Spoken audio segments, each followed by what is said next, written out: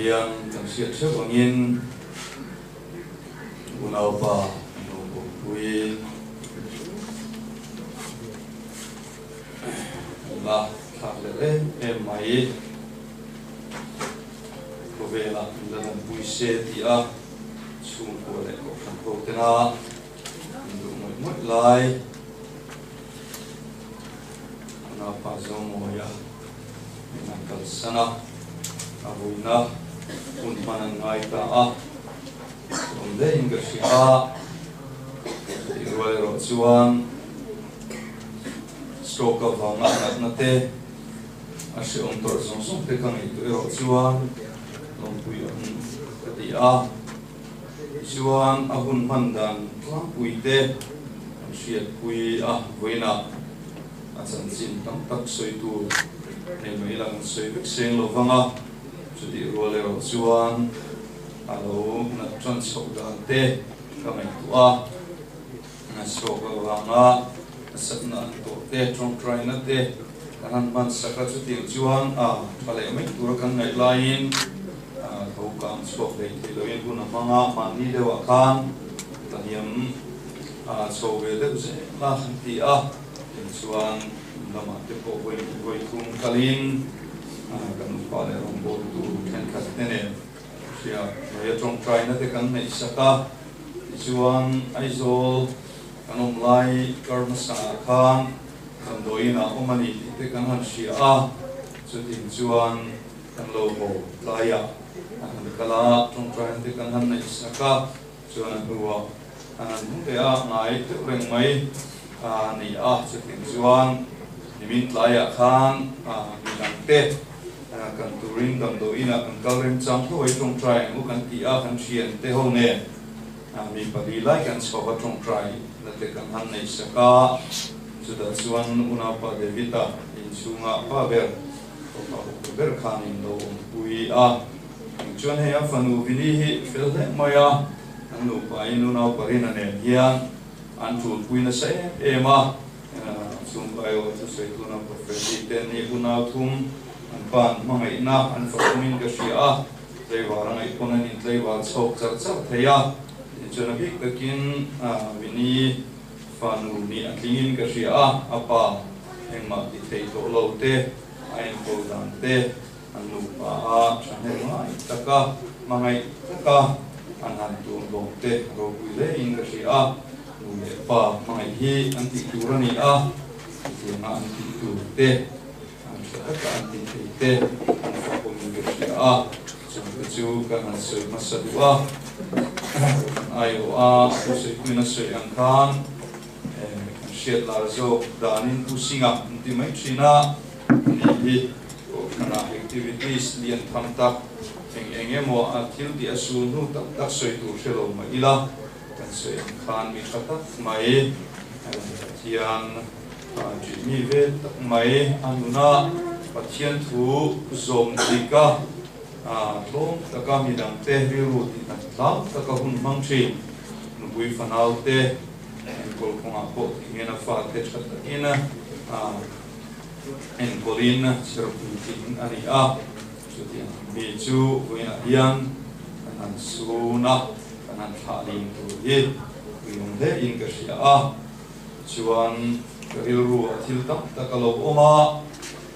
ka mai tu na kal tui le atu in jing ga na le chan le vela na parinan kal tu min rum shila lam doina kan plan soba ko se me ka ti chuan tron trai na te kan manga chuan thom no te kan in tha fila tilaya da ru le chan le vel bora su tha chutin chuan bun te kan mang soba hai tu mun kan thenga riru in thil tam tak ka ngai tu apa tian thu soi tu te po wina chuan hei hun te lama boka man mo rum rum lo han soi ve te riru chuan oma hun rei tak soi tu ra chuan ke ngai chung lo wa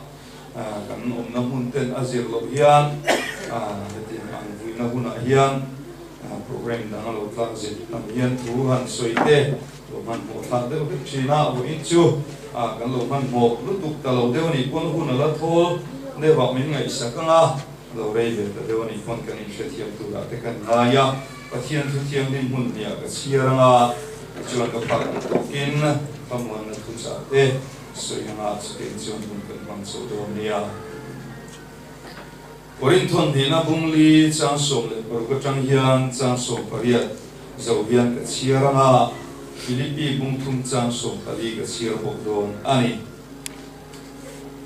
orin thon dina bung thum chang som bungli chang som par ka hian chumia wang in kan dol lawa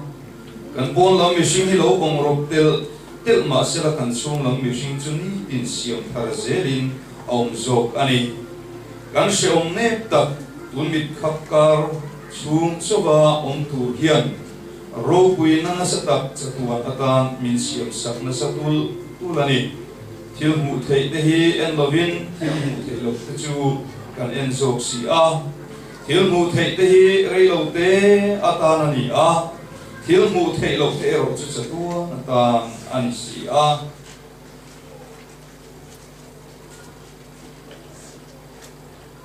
Filipi bung thum chang som palia hian Krista Isu a pathian chunglam ko chan lo man turin hiam chin lam chu ka pan tra ani thukan siarte lalpan kan za atan mal som se amen voina yen karil ruwa pathian thu lo om ta oma pathian thu tila karil ruwa thu om itisok tiam pathian thu Bible in sia kan ilo vain pathian thu anti chungam om lovin ka si a karil ruwa thu oma chu chu chunglam fakin ti ka ngai tu na hian a om mai ni chu ekovela hian om mai la li su Krista nung zui tu te hi ekoveli kan in hel tura ni lova kan om na tur mun po ani chuang lova kan chatuan mun tura ni lova wangin rei lo te ata kan khol zin na ni ti kan Bible in bin sila khol zin anga om tu me ro hi chu kan tle khopani nam hing halin soi te moi lo theya in a chi halin soi te po a fu lo theya wangin nam chen kha chan chin kan ngai kha ka kan soya kan hu te po om ve a chung ho chuan an bung bel hi khoya mo han te khoma han a mai tham lek nein a tu ka bu fai chung tu ro mem om lo mem ti po ngai tu chuang lo vin voin chu kan pem mei don nge nak tu ka tia pem mai thei din an huna ding nam te po kho ve tap tak an puma an om da mai chu kan ti reng lai kha an om phian em o ti ka ngai tu na om fu thi tun nam chung ko sak ngai tu na yen kan in tin hok na sem e malal Isu Krista kan ti kur dupa ka soyang te khani karil ru tam te soi tu ro min se thiama sanai chu en renga na rei lo te soi ka tu ma se lo soi rei pak nei theya kai tu na thil tam ta ko ma tun lai ko vel kal phung hi van ram chu kan in he turani a chu Jerusalem tharani a chu da chuan mi tui tla om to lo wanga lungai om to lo wanga na tom to lo wanga nuam song song kan nei na tur kho poi ni cha tu an la li Isu Krista kan fakanga chuin chu kan in he turani he chu kan khol sin na ram mai ni ti kan soya kan ngai tha kan chir boka kan saboka hele hi cha tuan ram thing lo kan tia asadul dol ka ha hel zaiwan kho pui thar kan tia nga hel tak tak chung si lo mani in get ang taktaka he khovel ngai tho sia aba rasa aba thu soi aba chiar kan tam zia kai tua ho sana sumle pa ya kan in tlan siak na ram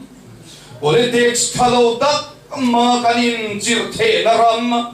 mani ram hoi tu mani than chuang ei po fiam thu tho na mang chin ram kanom da ni Christian na nen hian ai mil wali thi karil ro om thina cho vain voina ya thamuan na thu cha kan ti te kan thamuan pu em o ti ka ngai tu chi van ram kal da tur voi khat ma la som tu la mina thamuan kat tum hi chu har ve ko kania chu van ram chu kan ngai tu follow chuan kan thamuang don lo reng reng asa chu kan la kal vek don ni ti reng chung si hian kal tu ra in bo sai kan tum kat lo vani voina hian ka ngai tu china lalpa rong bol kan in ti apathian ta na kan in pek na zona te hian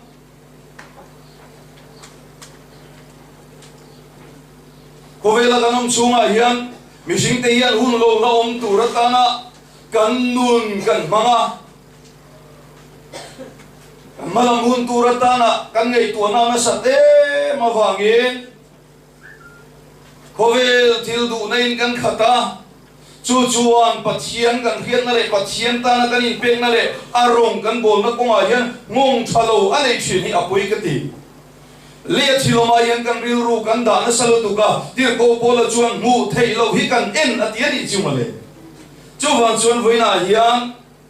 kan ril ruwa kan thamuan na turata na kan ril ruwa om fo se ka ti chu Christian te hian lali suwa Kristanung zui tu te hian kan malam huni lali suwa puta oma ane na kan la chol don ning ti ngei tua chunga kan malam hun thir thin kan ni apoi mo ber lai chu ni eng huna nge lali suwa Kristan na kan in to don ti kan soi thei lova tun lai a thi thut na te tam ema amuan kai tho zo lo ti te accident sang te ji sang in thi na anasa mani chung chu kama hian om ve lovani ti thei tu ma kan om lova chu ti angani si chuan lali su Kristan hen thleng tur hian pathian nei tu kan ni na zona hian he khovel thil om chang ni lovin khovel piala malo om tur lali su Kristan nun nei chunga chu mun thleng tur kan in bo se chu avan pui mo en vinai kan ril ru kan ngei tu na pathiana kan da tlat a pathian a kan in nga tlata pathian lam kan en tlat theina turen chung lam pathian hwen pathian fa ni tura kan in bo sei apui mo ka dia chan chin tha zon zia kung khata khan ti hian zia ka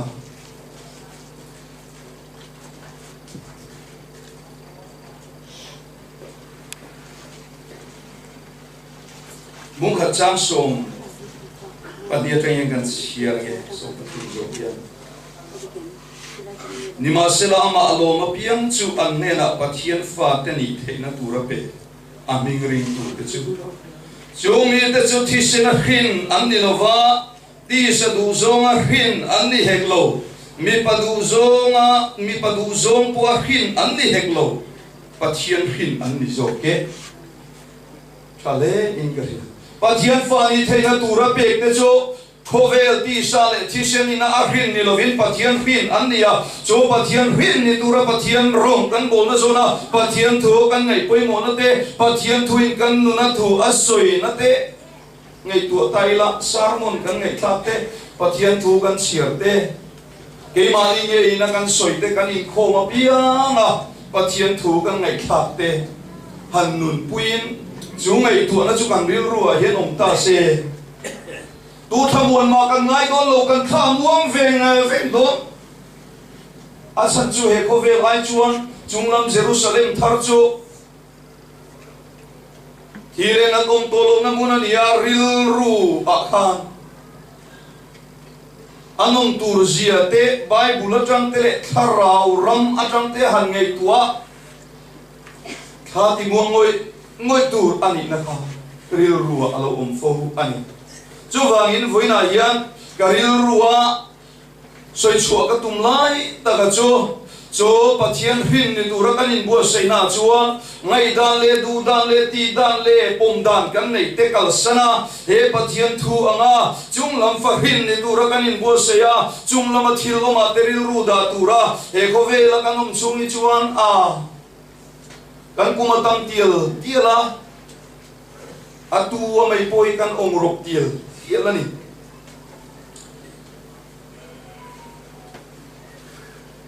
korin thon ni na bungli chang som paruga kan sia gian asoi fi in ga hia kan pon lam mi sing alo ong rok tiel ma se chung lam mi sing chu ni tin siam thara om chu nun chu ke ma ni hian om em chu mi om theina tur ta na pathian sin ni tur kan in bu se na chu enge rin ve ma lali suwa Krista varin ve na pialama hian chu lali suwa Krista kan rin a chuan eng thunge a soya chuwa thu soi chu ka zo mem ti ke ma ni ka ring ngai tu fo pui mo ani azir tir na angle a thu soi ang zom chuang silova lali suwa Krista rin tia ama hin angai ngel veri ngot na hi pathian sin ni na ni lova pathian sin ni na chu a thu som na hi ni ti kha wena kan sia chen a pui mo in ka hi a chu ven he chung kwa go ran kan thamuan na tur ta na voina hian ka du chu lali Yeshua Krista rin lali Yeshua Kristan adu dan anga ashin kan ni na hian an ne na min la huai do na voina po hian kan sun me kan thaliam me po hi chu lali Yeshua Kristan du dan anga aphak to ke apen ve na zona chu lali Yeshua na ne na huai do na ni di kan thamuan na tur om reng chu ani thamuan thar thut na tur ani lova ngu chua thar ani lova lali Yeshua Krista Calvary tlang cross min tur sakna atina le pumna le thole na galt langa nun min pek na zo kha anen kan then the na turen ti kan sia ta pui mo in ka sia a Israel fate pathian Jehovah nasataka Israel fate ngai tu a Abraham ko chuaka Isaac te zakko pate pathian kha Mosian thale ra umsom li zet mai a huaya kanan rama huai lua zumin huwa chuang Joseo pathian chu arong an bola the to an chua ma se an hun zong zong kha kan soi seng lova an hun top lama ha chon an tlai ve an arong an bola kha achang nan phat sang china kha an phat sang to mia lo huna kha nge takan dina Babylon sultan atang le nu kha jovan pathian zeo pathian nge me jo mani le mai ni ti tlomin Philippines ka chuan bung hi changa kha Eriru Krista Yeshua pom bo khanang mani om rose ani join pathian anga ma pathian tlukom chutil kha lel dei theyar wot lova mishing te alo piang in boy anga in siama male mai ti tlom ta zo ka ati kha lali Yeshua Krista ril ruwa chuan van pathian chuan van pathian ni na kalsanin he ko vela hian boy anga in siam in tlom takin kan chandam na turon thok chuak ani lalpa fakin om rose chu lali Yeshua Krista min to chu sakram achu voina hian kan riat chian avan pui mo e he korin le khaton zel tu tir ko pola hi ka ngai tu thina ka a ka ngai ro pui le thin zeo pathian Israel de pathian rong bol turin om taka kha Farisai te ai po Farisai zo dam sian na ko nga chun Gamaliel ke bula sei lian ani a chuang le Julian chuan mi ro pui ani a thiam na lama hun laya mi thiam ai thiam jok soi tur om lo khopa thiam na khang hun laya chuan a chung chuang ani chuan zeo pathian kan thane mangai e malali Yeshua Kristan hung zui tu zong zong te kha zeo pathian ti bor bang tu ngai en chui Yeshua Kristan hung zui tu upa an than pasari zingami Stephen alungan den hum lai kwa ake pula puan te anda khoma athi poren ti tu sola kha pola aloni do aloni ma kha zeo tanari no me ema chu zeo pathian chu eng kim ti thei pathian ani ya Yeshua Kristan hung zui tu den chu zeo pathian chu anti bor bang ani ti ya thei to chu Yeshua Kristan hung zui tu te ti du da po nialo man po nialo khan Damascus ko le kha keng mewa Christian te man tur akal khan khodaya chuan eng ne lo chun thua tu nge ini lalpa tia Jehovah pathian zo ta ka chuan chu Jehovah pathian chu ni ti du da Yeshua kani tin ani na dik ta aron kwang chok ta chu Jehovah pathian thane malo ngai sak em thina ka Yeshua Kristani ti akiat khan ata thi huamin ronga bola ni chumale chungai mai chuan kan pon lam mishing hi chu a ong rom kiel kiale an thaliam me unau pa zo moya skoka wangina pon lam mishing chu a ong rom tiela ei tikang e min kal sanang le ting kan khira ma se pathian du dana a hunalo man ve na le arong alo bol ve na aphak ang toka athu alo oi ve a lali Yeshua Krista du dana kelo pen Venezuela chuan amma achu achung lamero chu siam thara omin tuna chuan hele khiom na kalsan hian thamuang takin lali Yeshua Krista hena lali Yeshua Krista du dana oma chung lama fahin pathian rin ani vela chuan lali Yeshua Krista hena shoi kheng don ani chu chuan voina hian ava thamuan thak em chuan nei tu chuan kanin bua sia lali Yeshua Kristan cross amin tur sak to na isena min lei to na kaltlanga min chandam na asiam athina le pum na le thole na trom puya sual sima suangai dam na ni suami baptisma cha kharau thiamlim dona athu sama nun dan dik takanuna he khovel athil mu thei ten lova chung lam pathian ko chan lo man hutura tiam chin lam kan panna yan thei top chua dik tak le thiamlim tak le moi takanuna klom takanuna lali suan hen kan khen hi ring tu tenakan gol pui ber ani thu cha da nei nei nem kan ti mai mai ni ko vela hian ti ro chu lo ti ro ti hi anei lo re ring lali suan hen wana londona ko vel zong zong akang la thil siam zong zong ne na chan chin thai shil ro marka bu so pru cha so pang le som pru ka chuan chan chin tha hil ro ti chi thu min pe chú chân chính trả thì nó lại phun nó lại thôi nên chân chính trả anh xin lỗi ringa là lý số Christa mi baptisma chẳng ringa baptisma chẳng chú chân đam ina nó mà ring lâu ero chú thiam lâu chân này nó mang tí số nó van lâu đó nó soi anh chú mà lấy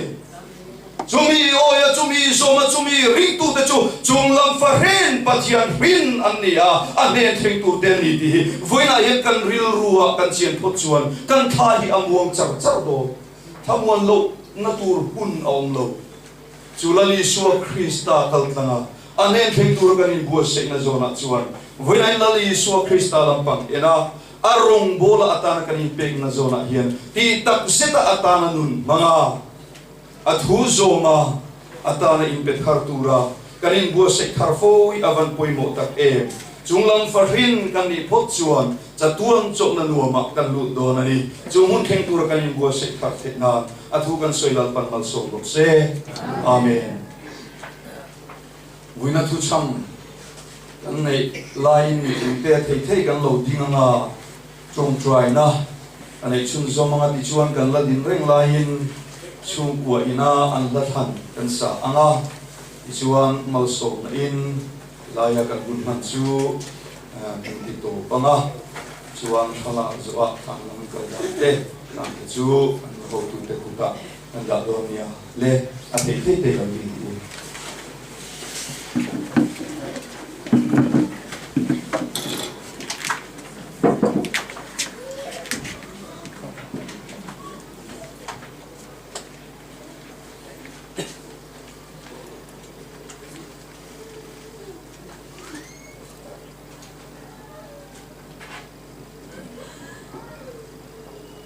una pa zo moya in here ni thara chu kan lo pa Isu Krista ne na cho to tu le kan pathian tu in ve vutinia ve vuta ki ve ki le tu ra ni lo ti in lo Isu Krista mi thiang him telang tu ra lo kal le amam ho tu ra thole tu ni lo pa Isu Krista mi to ri che ikal santak chu ko le ko kan ho la pan khamu tam tu se ro se amen